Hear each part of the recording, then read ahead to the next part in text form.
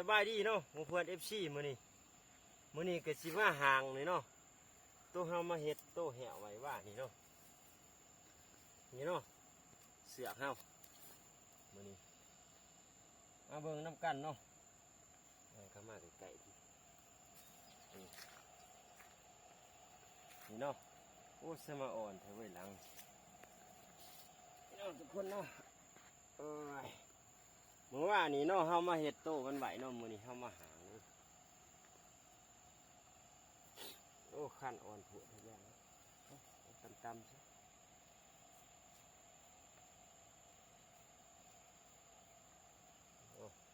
แหวหนูเด้อทุกคนเฮ็ดแหวเห็นน่ะบ่ถือนี่จะขาดเปลี่ยนเฮ็ดแหวหนูซะโอ้บ่วงบ่งามฮะได้เลยเนาะทุกคนเนาะลังนี่ไปเบิ่งอีกลังหนึ่งเนาะ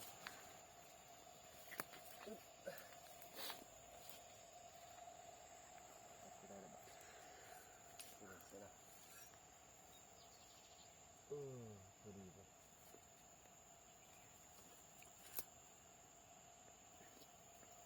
ฝนกระสีตกเลย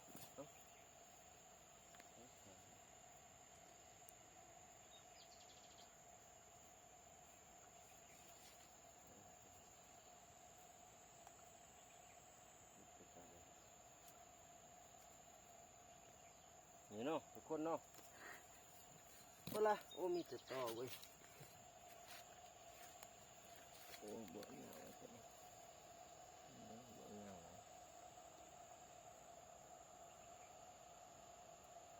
เสียงยังไง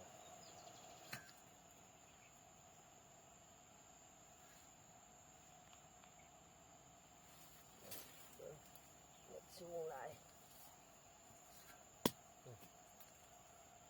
ใส่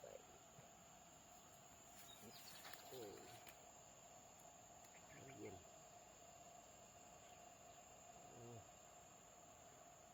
โอเคแบบนี้เขาก็สีอันนี้เนาะ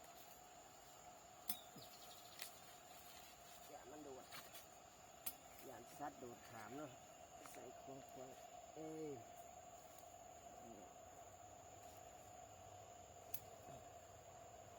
เนาะฮะทุกคนแล้วเลยเนาะวันนี้เขาสิทางไปต่อเนาะทุกคนเนาะ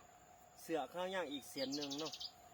หลังจากเข้าห่างตัวนั้นได้2 ลังเลยเขาสิทางไปต่อเนาะ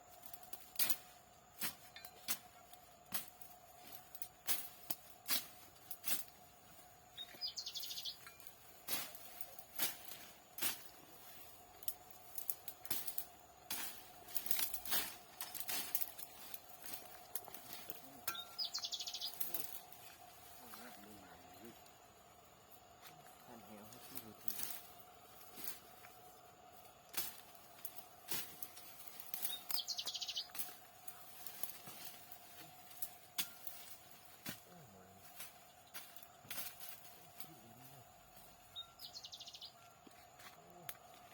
นี่เนาะทุกคนเนาะโอ้กองนี่งะเป็นทุกคนนี่เนาะกองเป็นหลายมากจุดโอ้เป็นปองมากซึ่งสิเป็นปองผ่านเลยฮะทุกคนเนาะเอาทางมาได้แหละปองหนึ่งเนาะเอาเศษอยู่นี่อีกลังหนึ่งเนาะทุกคนเนาะตัวนี้สิเฮ็ดแล้วก็หางเลยเนาะ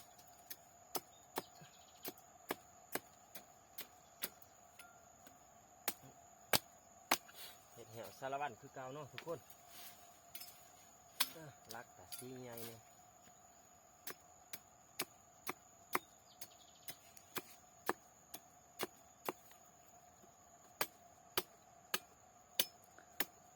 เนาะทุกคนเนาะ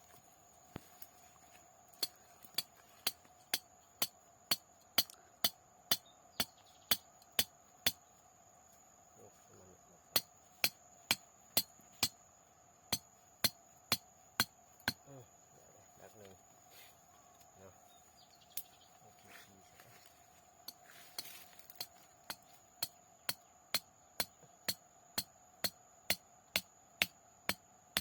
โอ้ อ้ย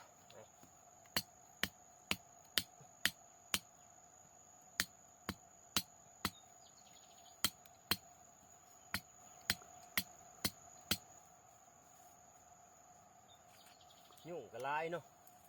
ฝนก็สิตก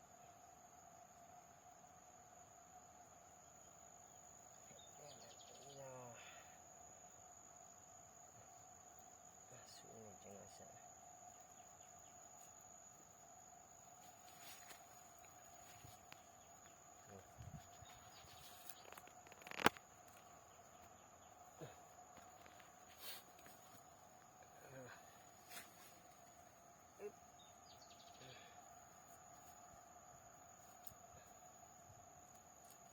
มันมีใหม่สังไข่คืออยู่แถวบ้านนี่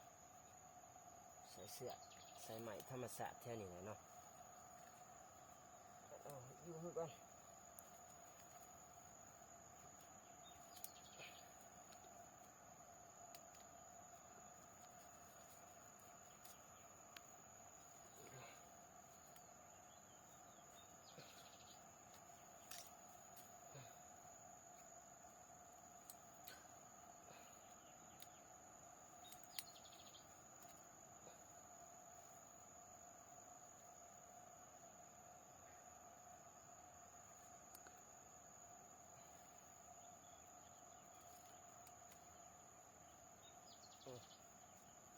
เนี่ย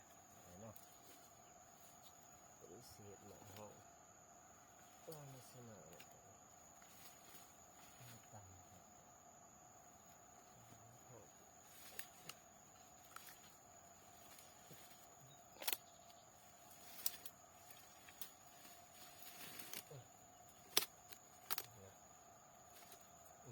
พอดีเลยจ้ะ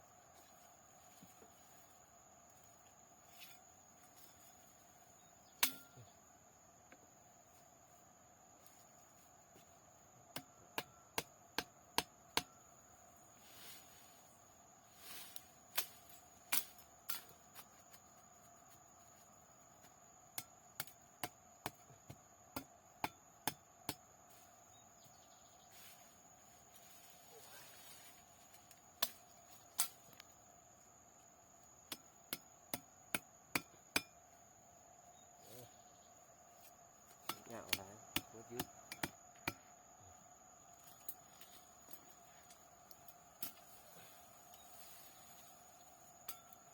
นี่เนาะได้เหยียบมันประมาณนั้นนะโอเคเรื่อย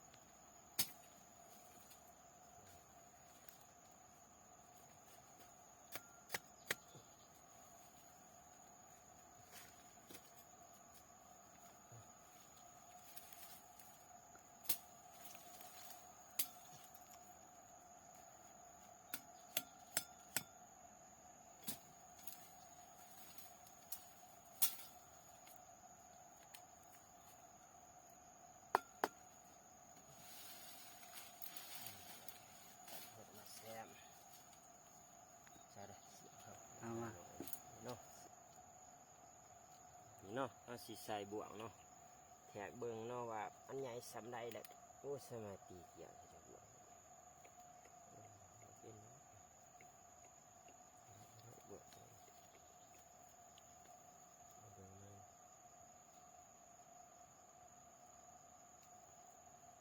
คือกันอาจารย์โอ้ยบ่วงก็ได้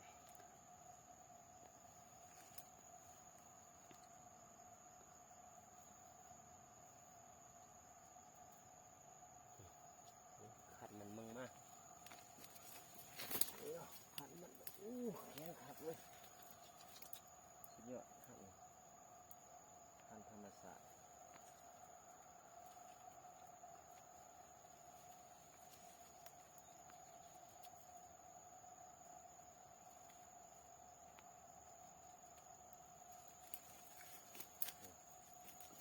นี่เนาะเห็นเนาะโอ้แข็งเลยสุดยอดสุดยอด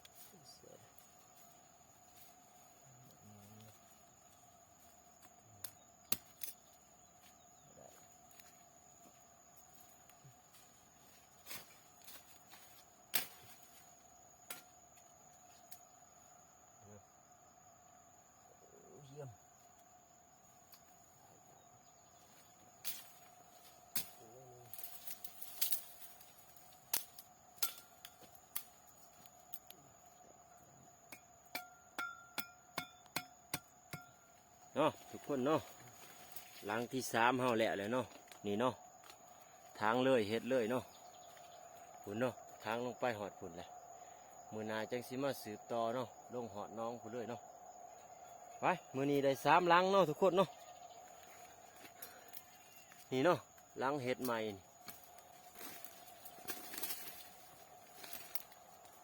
นี่เนาะที่เฮาใส่เมื่อกี้เนาะ